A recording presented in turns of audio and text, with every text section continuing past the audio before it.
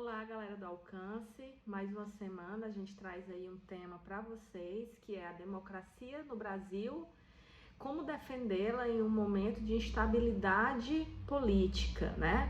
E a primeira pergunta que a gente tem que se fazer, que a gente tem que pesquisar, é quais são as instituições, os mecanismos que a gente tem dentro da nossa sociedade civil e política que garantem essa democracia, partindo do princípio que a democracia seria aquele governo de todos e para todos, né? No qual a gente se encontra representado nos poderes, né?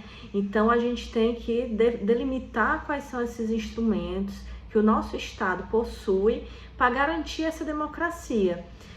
Como exemplo, a gente pode citar os três poderes, né, o poder executivo, o poder legislativo e o poder judiciário, que são três sustentáculos primordiais da nossa democracia. Cada um, dentro das suas atribuições, devem sempre defender a democracia, que é o regime no qual o Brasil se encontra, né?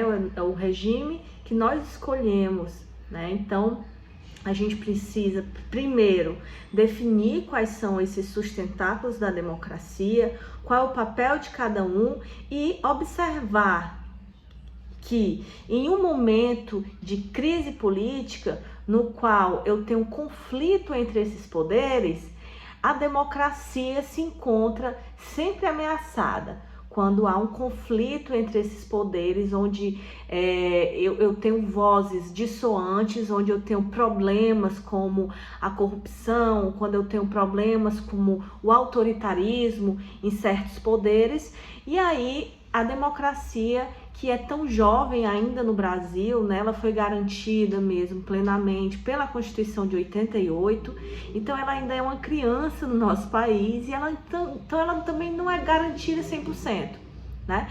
Então, primeiro ponto, quais são os sustentáculos da democracia no nosso país?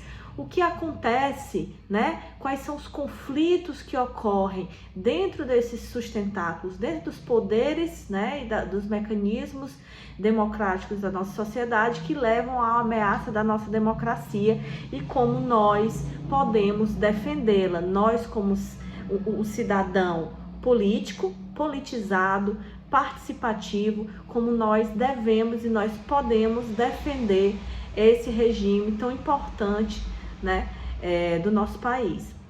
Então, esses pontos vocês devem pesquisar, vocês devem se aprofundar bastante nessa discussão. Nos textos motivadores que estão no tema, né, que o tema traz para vocês, um deles é um gráfico muito interessante que aponta, mostra que mesmo que a maioria da população brasileira acredite que a democracia é o melhor regime para se estar, ainda temos aí uma porcentagem grande e assustadora que a gente precisa pensar, que ainda acha que é justificável em certos momentos o autoritarismo, um regime mais autoritário, um regime sem representatividade, né?